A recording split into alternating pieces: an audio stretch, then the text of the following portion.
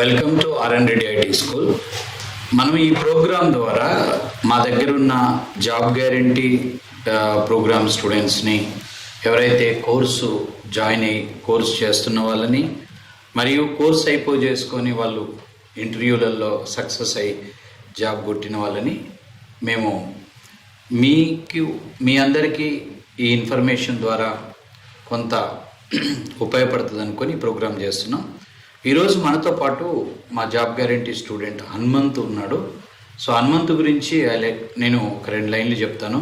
Hanumanth BSc computers 2017లో pass అయ్యాడు. తర్వాత అతనికి ఇప్పుడు 6 ఇయర్స్ గ్యాప్ ఉంది. ఈ పీరియడ్లో ఒక 2 సంవత్సరాలు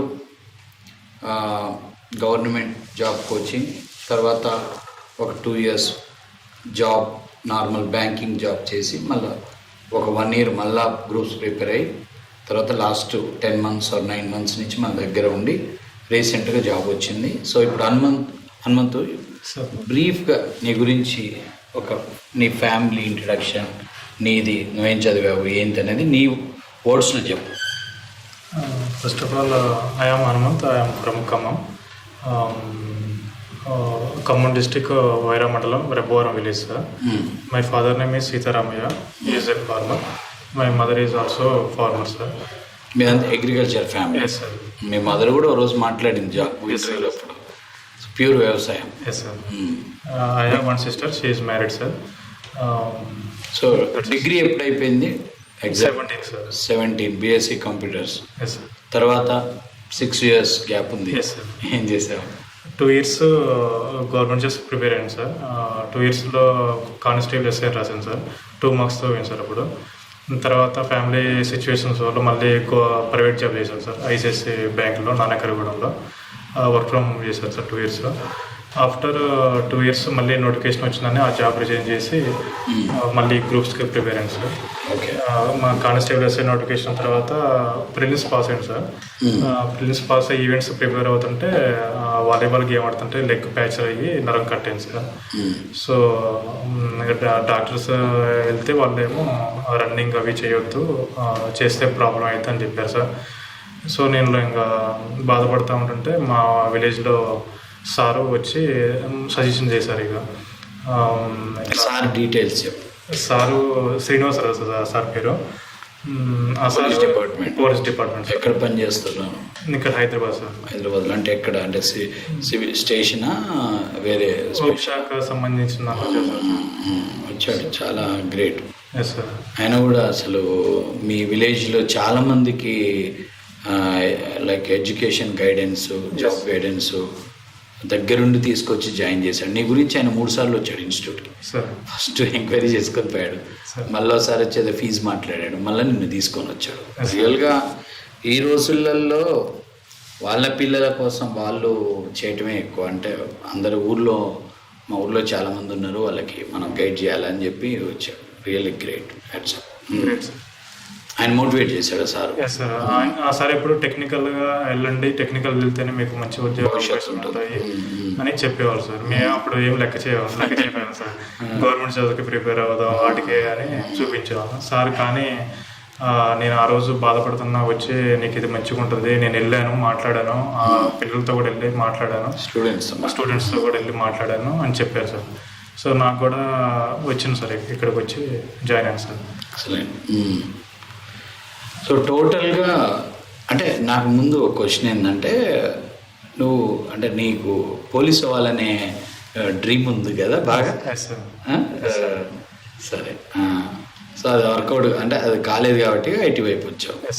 సో మొత్తం టోటల్ కోర్సు ఎన్ని నెలలు పట్టింది నీకు? మొత్తం మన ప్రోగ్రామ్ జాయిన్ అయిన కాడి నుంచి జాబ్ వచ్చేంత వరకు 9 months. 9 months. ఇందులో ఎన్ని సెలవులు, ఎన్ని రోజులు తీసేయచ్చు? 1 month. అంటే 8 months పట్టింది. ఈ 8 monthsలో ప్రిపరేషన్ టైం ఎంత, ఇంటర్వ్యూస్ టైం ఎంత? Preparation time 6 months sir. 6 months with preparation time. Okay. 2 months interviews. Preparation అప్పుడు జనరల్గా మనకి డిఫరెంట్ ఛాలెంజెస్ ఉంటాయి. ఒకటి సబ్జెక్ట్ అర్థం కాక ఇబ్బంది పడటం ఫస్ట్ ఛాలెంజ్. ఉందా? లేదు. సో నీకు స్కూలింగ్ ఏ మీడియంను? స్కూలింగ్ తెలుగు మీడియమే. ఓకే. ఇంగ్లీష్ మీడియం ఎక్కడ? డిగ్రీ అయినా ఇంటరా? డిగ్రీ. డిగ్రీ. సో ప్రిపరేషన్ అప్పుడు ఏం ప్రాబ్లం కాలేదు, అర్థమైంది సబ్జెక్ట్.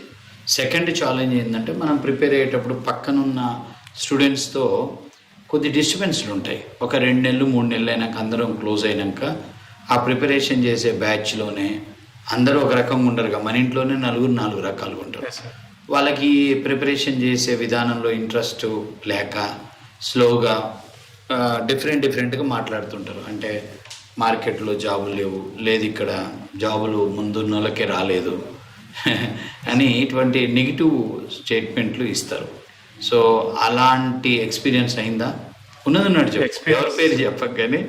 అంటే జనరల్గా మనం ఒక డాక్టర్ కోసం మనం వెయిట్ చేస్తుంటాం బయట. ఒక 20 మంది 30 మంది పేషెంట్లు మనం వెయిటింగ్ ఉన్నప్పుడు డాక్టర్ గారిని కలవాలి. కలిసే ముందు ఆల్రెడీ ఆయన ప్రూవ్డ్ డాక్టర్, ఆయన గురించి మా ఊర్లో ఇలా చెప్పారు, మా బాబాయ్ పోయాడు బాగు చేయించుకోండు అని పాజిటివ్లు వినపడతాయి. ఒక్కొక్కళ్ళకి ఇష్టం లేని వాళ్ళు ఇక్కడ వెయిటింగ్ ఎక్కువ ఉందో, లేకపోతే బాగాలేదు, మందులు ఎక్కువ రాస్తాడు, టెస్ట్లు ఎక్కువ రాస్తాడు అని నెగిటివ్ మాట్లాడతాడు. సో ఇది ఆయన ప్రూవ్ డాక్టర్ పర్ఫెక్టా కాదనేది మన విజ్ఞతకు వదిలి ఉండాలి.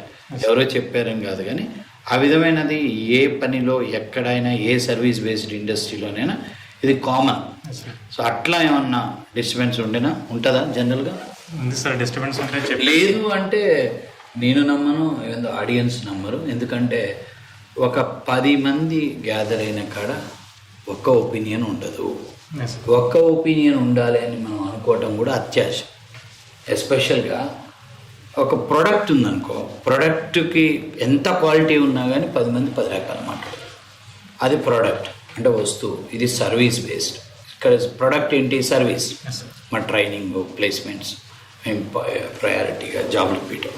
సో డెఫినెట్గా మల్టిపుల్ వర్షన్స్ ఉంటాయి. సో అక్కడ నెగిటివ్ వర్షన్స్, ఎలాంటి నెగిటివ్ వర్షన్స్ విన్నాం జనరల్గా? నెగిటివ్ వర్షన్స్ అంటే ఉన్నాయి సార్. అంటే ఇంటర్వ్యూస్ లేట్ అవుతాయి ఉన్నాయి, కానీ ఎవరేం చెప్పినా నేను వినలేదు సార్. కానీ జరుగుతుంది.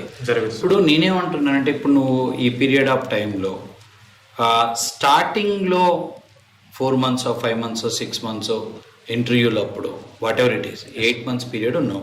ఈ 8 months పీరియడ్లో మల్టిపుల్ ఒపీనియన్స్ మనకు వచ్చినప్పుడు ఎవరైనా మనం మామూలు మనుషులం కాబట్టిగా ఎక్కడో కొంత డిస్టర్బ్ అవుతాం, కానీ అయి ఉంటాం.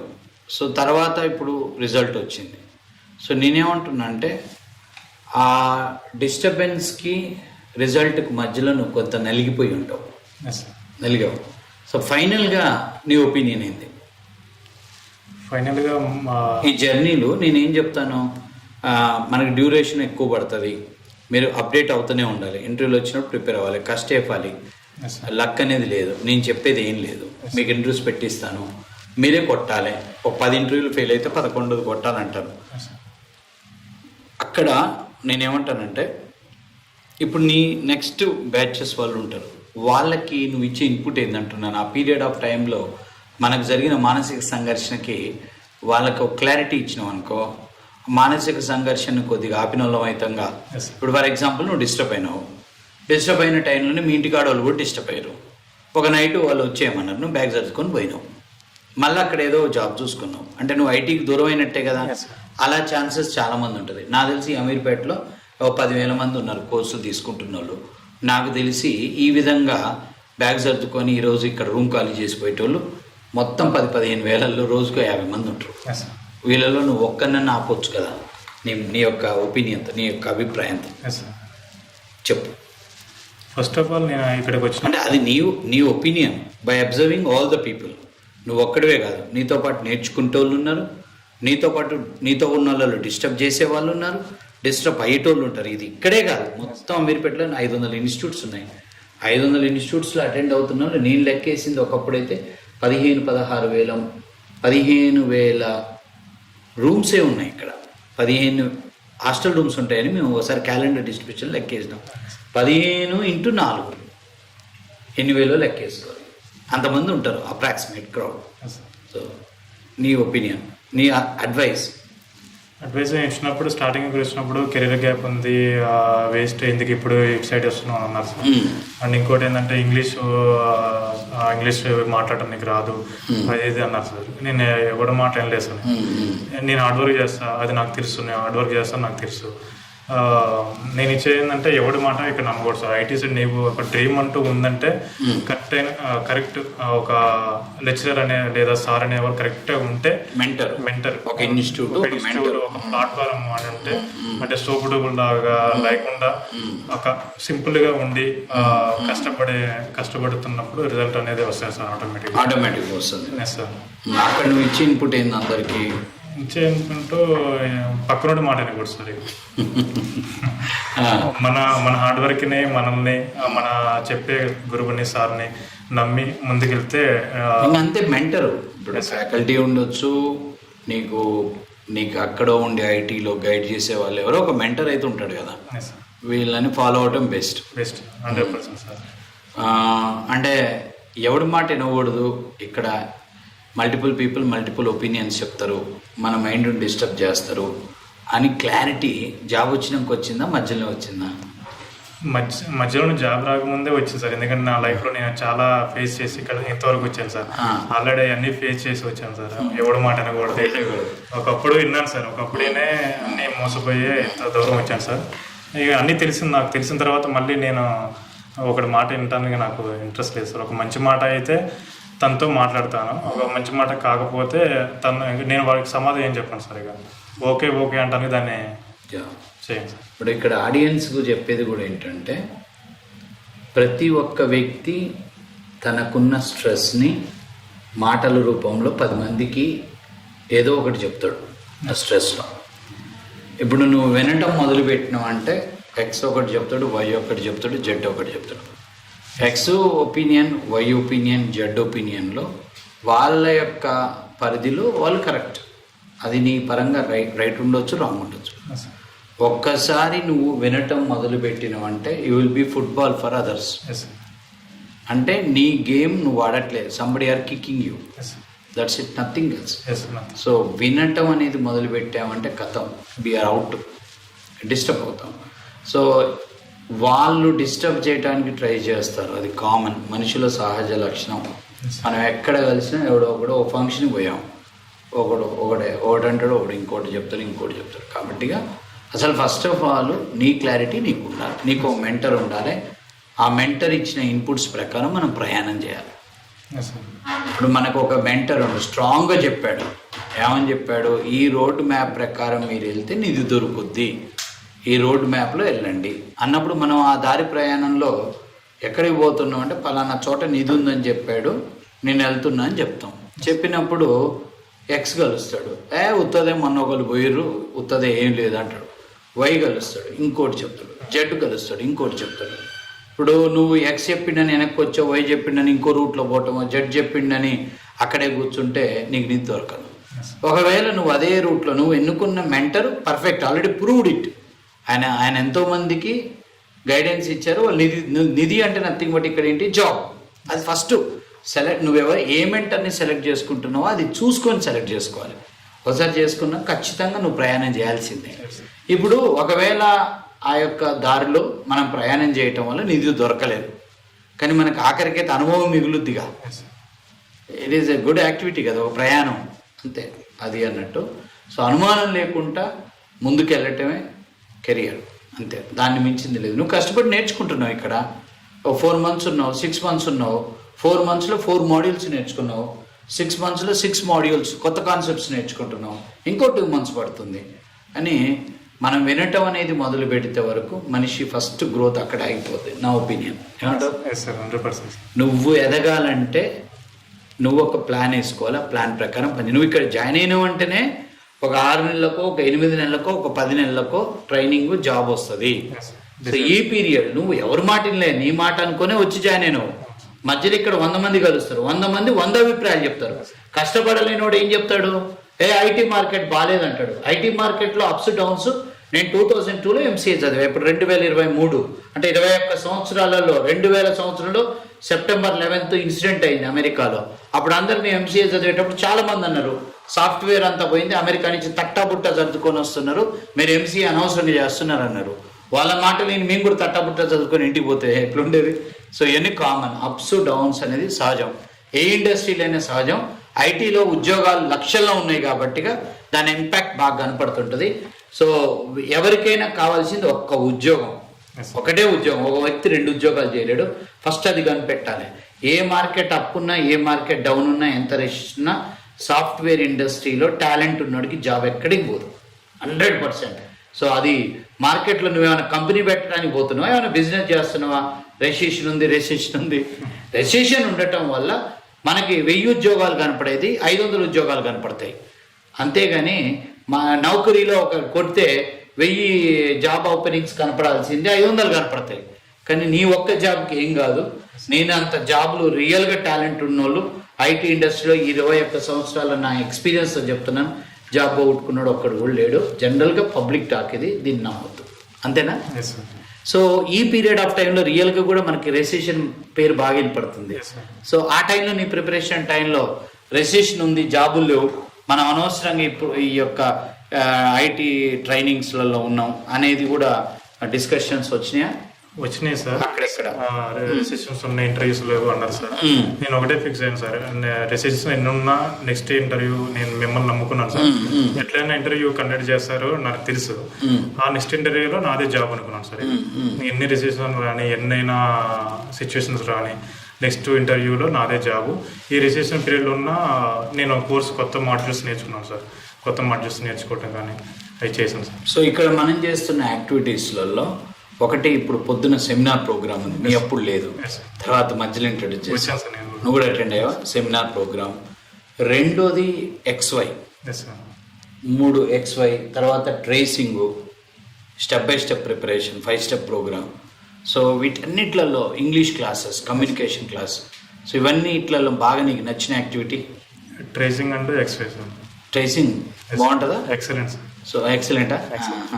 సో ఎంజాయ్ చేస్తారు? Yes sir. నేను ట్రేసింగ్ ఇక్కడ చాలా ఇంట్రెస్ట్ సార్. బయట ఇన్స్టిట్యూట్లో పోల్చుకుంటే ఇక్కడ ట్రేసింగ్ అనేది హైలైట్ సార్. అది R&D అంటే ఎక్స్ప్లెనేషన్ పవర్ కానీ అది హైలైట్ సార్. ఇక్కడ నేను ఇంటర్వ్యూస్ యూట్యూబ్లో ఎన్నో చూసినా మళ్ళీ తిరిగి మీ వీడియోకి వస్తాను సార్. అంటే సబ్జెక్ట్ మనకు జనరల్గా కాన్సెప్ట్ మనం అక్కడ వీడియో ఇక్కడ వీడియో. నేను మామూలుగా ఎప్పుడు అందరికి ఓపెన్ ఛాలెంజ్ చేస్తుంటాను.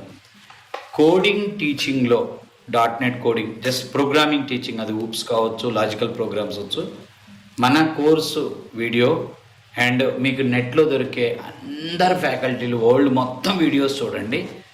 మన టీచింగ్ కంటే ఎక్కడన్నా ఆ క్లారిటీ ఉందేమో చూడండి, చూస్తే చెప్పండి. ఎన్ని వీడియోలు చూసినా కానీ మనకి వాళ్ళు ఎక్కడెక్కడికో తీసుకెళ్తారు, బట్ ఫైనల్గా they miss the clarity miss అవుతుంది. అది నీకు అర్థమైందా? అది అల్టిమేట్ అన్నట్టు. సో హూప్స్లో మెమరీ అలొకేషన్ అదంతా ఎట్లుంది? Excellent sir. అది డ్రాయింగ్ తో సహా మీరు బొమ్మ గీసి వేరియబుల్ ఎలా క్రియేట్ అవుతుంది, మెమరీ ఎలా స్టోర్, అది క్లాస్ చెప్పంలో ఎగ్జాంపుల్స్ ఇవ్వడం, రాకపోతే మెంటర్ని పెట్టడం, ఎక్స్ప్లెనేషన్ ఇవ్వడం. డేటాబేస్ కోడింగ్, ADO.NET కోడింగ్, అది 3 టైర్ ఇది అంతా ఉంది కదా. గ్రిడ్ యూ కస్టమైజేషన్, అది ఎలా ఉంది? ఎంజాయ్ చేసావు? అది ఎంజాయ్ సార్. ఎందుకంటే మీలాంటి చెప్పే వాళ్ళు అర్థమయ్యే రీతిలో చెప్పుకుంటే. మెషిన్ టెస్టులలో నాకు తెలిసి మనోళ్ళు పర్వాలేదు. అంటే మనోళ్ళు అంటే నేను అందరూ అన్నా, ఎవరైతే నేర్చుకున్నారో. ఇప్పుడు దానికి కూడా అన్ని ఒక కాన్సెప్ట్ చెప్తా, ఒకటో ఎగ్జాంపుల్ నేను చెప్తా, మల్టిపుల్ ఎగ్జాంపుల్స్ హోంవర్క్ ఇస్తా ఆ వీడియో, ఆ క్లాస్లో. అవి చెయ్యాలి, అవి చేసినప్పుడే ఆ పర్ఫెక్షన్ వస్తుంది. ఇప్పుడు లాజికల్ ప్రోగ్రామ్స్ కూడా ఒక్కొక్క క్లాస్లో 10 హోంవర్క్స్ ఇస్తా. యాక్చువల్లీ ఆ క్లాస్ అయిపోయినాక ఆ హోంవర్క్ చేయాలంటే ఒక రోజు పడుతుంది. అంత లేవకుండా కూర్చుంటే ఆ పర్ఫెక్షన్ వస్తుంది. అంతేనా? ట్రేసింగ్ హైలైట్ కదా. ఇప్పుడు 10 ఏళ్ల క్రితం మన స్టూడెంట్స్ ఈ రోజు మేనేజర్లు ఉన్న వాళ్ళు కలిసినప్పుడు కూడా వాళ్ళు ఒకటే అడుగుతారు, సార్ ట్రేసింగ్ చెప్తున్నారా ఇంకా? అది హైలైట్. అది వరకు it made me a good programmer. My programming skills are improved only because of tracing. You will enjoy, you are enjoyed. Next interviews మొత్తం 2 monthsలో ఎన్ని అటెండ్ అయినావు? 10 అటెండ్. 10 11? 11. సో ఇందులో ఎన్ని ఆఫర్స్ వచ్చాయి నీకు? Total how many offers you have received? 11. ఎన్ని offers వచ్చాయి? 2. 2. ఒకటి ఫస్ట్ ఆ కంపెనీ వదిలేసావు, తర్వాత రివాల్సిస్ జాయిన్ అయినావు. Yes, sir. ఎన్ని ఫైనల్ రౌండ్ వరకు వెళ్ళావు? 3 ఇయర్స్ సార్. 3 వెళ్ళావు. మొత్తం ఆల్మోస్ట్ 5 ఇంటర్వ్యూస్లో రీచ్ అయ్యాడు. Yes sir. సో ఆ టైంలో ఇంటర్వ్యూస్ అప్పుడు బాగా డిప్రెషన్లో పోయావు. నేను ఫుల్ ఎంకరేజ్ చేశా. Yes sir. క్యాలిబరు అండ్ ఇంకోటి స్పోర్ట్స్ ఐటీ ఫైనల్ వరకు చాలా ఫీల్ అయ్యావు. 2-3 రోజులు రాలేదు. సో ఎందుకని? అంటే హార్డ్ వర్క్ చేసిన రిజల్ట్ రావట్లేదు అని కొంచెం డిస్కరేజ్ అయ్యింది సార్. తర్వాత మీరు ఇచ్చే మోటివేట్ వల్ల మళ్ళీ ఇంప్రూవ్ అయ్యింది. అంటే నా ఉద్దేశం ఏంటంటే ఇక్కడ ఒక ఇంటర్వ్యూ నుంచి ఇంకో ఇంటర్వ్యూకి వెళ్ళినప్పుడు మనం ఒక రౌండ్ క్లియర్ చేసినా చేయకపోయినా ఆ ఎక్స్పీరియన్స్ అనేది మనం ఇంకో లెవెల్కి తీసుకెళ్తుంది. అంటే మల్టిపుల్ ఇంటర్వ్యూస్ అటెండ్ అవ్వటం బెటరా, ఫస్ట్ 2-3 ఇంటర్వ్యూస్లో జాబ్ రావటం బెటరా? మల్టిపుల్ ఇంటర్వ్యూస్ అటెండ్ అవ్వడం బెటర్ సార్. మల్టిపుల్ నువ్వు 11 అటెండ్ అయ్యావు, కానీ నాకు తెలిసి నేను 5-6 ఇంటర్వ్యూస్ కంటే డిస్టర్బ్. ఎందుకని అది రీజన్? నా రీజన్ అంటే ఏమన్నా రాదనా లేకపోతే ఫ్యామిలీ ప్రాబ్లమ్సా? కొన్ని అప్పుడు ప్రాబ్లమ్స్ ఉన్నాయి సార్, ఫ్యామిలీ ప్రాబ్లమ్స్. అవి క్లియర్ అయిపోయిన తర్వాత నెక్స్ట్ వెంటనే ఆపరేషన్ సార్. బాగా డల్ అయ్యావు కదా? ఎందుకంటే రీజన్ ఏంటి? ఎందుకు డల్ అయ్యావు? కొన్ని ఫ్యామిలీ ప్రాబ్లమ్స్. సో ఫైనల్గా మీకు ఇంటర్వ్యూస్ అప్పుడు ఒక టైం వచ్చేసరికి మిమ్మల్ని అందరినీ నాకు కొంచెం డిస్టర్బ్ అవుతున్నారని ఒక్కొక్కరిని పిలిచి బాగా డోసులు ఇచ్చి నా కంట్రోల్లో పెట్టుకున్నా. సో ఒక 2 months, 1 month, 1.5 month. సో దానికి ముందుకి తర్వాతకి తేడా వచ్చిందా? వచ్చింది సార్ ప్రిపరేషన్లో. సో ఏదైతే కంట్రోల్ చేయాలి. రాకపోతే ఫోన్ చేయటం, పొద్దునుంచి సాయంత్రం వరకు టాస్క్లు ఇవ్వటం, వెరిఫై చేయటం, ఎవ్రీడే 2-3 times పిలిచేసి ఏం చేశారు ఏంది అనేది మళ్ళీ నేను ప్రొజెక్టర్లో మాక్ చేయటం, ఇదంతా హెల్ప్ అయిందా? సార్ ఏ ఇన్స్టిట్యూట్ పట్టించుకో సార్. ఒక 10 ఇంటర్వ్యూస్ అటెండ్ అయితే ఇంకా వేస్ట్ లీడ్ రాదులే అని సార్లు వదిలేస్తారు వాళ్ళని. కానీ ఇక్కడ ఏంటంటే రాండి, మేము పెట్టిస్తాము, మీకు మిమ్మల్ని వెనకుండా మేము పుష్ చేస్తాము, మీరు కష్టపడండి అని ఎక్కువ చెప్తాము. అది రెస్పాన్సిబిలిటీ కదా. మనం ఇక్కడ జాయిన్ అయ్యేటప్పుడే జాబ్ ఇప్పిస్తాం అనేది 100% మనం ప్రామిస్ చేస్తాం కాబట్టి వీ విల్ డెఫినెట్గా అది తీసుకుంటాం. ఓకే, టోటల్గా ఓవరాల్గా నీకు ఇక్కడ ఈ ప్రోగ్రాంలో మన ఇన్స్టిట్యూట్ నుంచి నీకు జరిగిన దాంట్లో అంటే నీకేమనిపించింది టోటల్గా? అంటే ఏది బాగా నచ్చింది ఏంటిది ఇన్స్టిట్యూట్ తరఫున? నచ్చింది సర్వీసెస్లో బెస్ట్ ఏంటంటే నేను ఫస్ట్ ఇక్కడ వచ్చినప్పుడే కంటెంట్ ఉన్నోడికి కట్అవుట్ అవసరం లేదు అనిపించింది సార్. ఎందుకంటే బయట ఇన్స్టిట్యూట్లో బోర్డులు పెట్టుకొని బోర్డు పెట్టుకునేవారు సార్. ఇక్కడ మాత్రం అదేం కనిపించదు సార్. ఎందుకంటే ఒక కంటెంట్ ఉంది కాబట్టి అందరూ చాలా మంది స్టూడెంట్స్ 100-200 మంది ఉంటారు.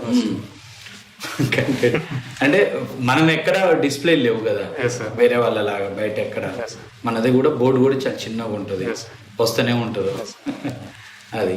సో ఫైనల్గా నేను నీకు పర్సనల్గా బాగా నువ్వు డల్ అయినప్పుడల్లా నేను ఒకటి చెప్పేవాడిని ఏంటంటే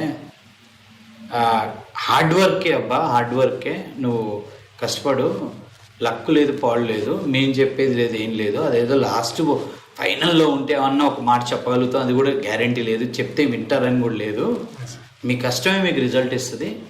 ఫ్రాంక్గా చెప్పనా, నేను ఇప్పుడు నీ రివాల్సిస్ ఇంటర్వ్యూలో నేను ఇంత కూడా ఏం చేయలేదు. అర్థమైందా? నువ్వు చెప్తున్నావు, అంతకుముందు చెప్పా కొన్ని కంపెనీలలో, ఇందులో అయితే చెప్పలేదు. ఫస్ట్ మెషిన్ టెస్ట్ కాకముందు ఏం చెప్తావు? మెషిన్ టెస్ట్ కాగానే మొదటి 4 పేర్లలో నీ పేరు ఉంది. వాళ్ళు 10 మందిని షార్ట్ లిస్ట్ చేశారు, 4 పేర్లే చేశారు. 6 పేర్లు మేము మళ్ళీ ఇంకో 4 తీసుకోండి, ఇంకో 4 అన్నాక వెనక్కి పడ్డ 6 లాగారు వాళ్ళు. 15 మందికి జరిగింది డ్రైవ్. 5 వాళ్ళు 4 మెషిన్ టెస్ట్ నుంచి ఫిల్టర్ చేశారు. ఆ 4లో నీ పేరు ఉంది. అయినాక 6 వాళ్ళు మళ్ళా బోర్డర్లు ఉన్న వాళ్ళు కూడా లాగండి, పేర్లు చెప్పలేదు. 10 మందిని తీశారు. 10 మందిని మేనేజర్ రౌండ్కి పంపించాం. అందులో 5 ఆఫర్స్ వచ్చినాయి. అందులో కూడా నువ్వు మేనేజర్ రౌండ్కు నేను ఫస్ట్ పంపించినావు. మేము విడింట్ ఇన్వాల్వ్ అయిన కాడే ఏం పని కాలే. సో ఇక్కడ గుడ్ థింగ్ ఏంటి నీకు నేను చెప్పేది ఏంటంటే, మేము ఓన్లీ ఇంటర్వ్యూలు పెట్టించాము, నీ స్వతహాగానే ఈ జాబ్ వచ్చింది. ఇది అర్థం చేసుకోవాలి నువ్వే కదా, ఆడియన్స్ కూడా. ఎప్పుడైనా కానీ మీకు ఇట్లనే రావాలి, కానీ మీకు ఒక రౌండ్ని ఇన్స్టిట్యూట్ వాళ్ళు పుష్ చేయటం వల్ల ఆ కంపెనీ వాళ్ళు పొద్దున్న లేస్తే మిమ్మల్ని ఏమని చూస్తారంటే ఇన్స్టిట్యూట్ వాళ్ళు R&D పుష్ చేయటం వల్ల వీళ్ళకి మనం ఆఫర్ ఇచ్చినాం, వీళ్ళకి ఆడ విషయం లేదు అనే ఒక చిన్న చూపు ఉంటుంది. అది చాలా భయంకరంగా ఉంటుంది వాళ్ళ ట్రీట్మెంట్, అది మనకి టార్చర్ అన్నట్టు. దాని బదులు హార్డ్ వర్క్తో ఇప్పుడు ఎట్లా వచ్చిందో అట్లా రావటం best. All the very best for your future Hanumanthu. Right.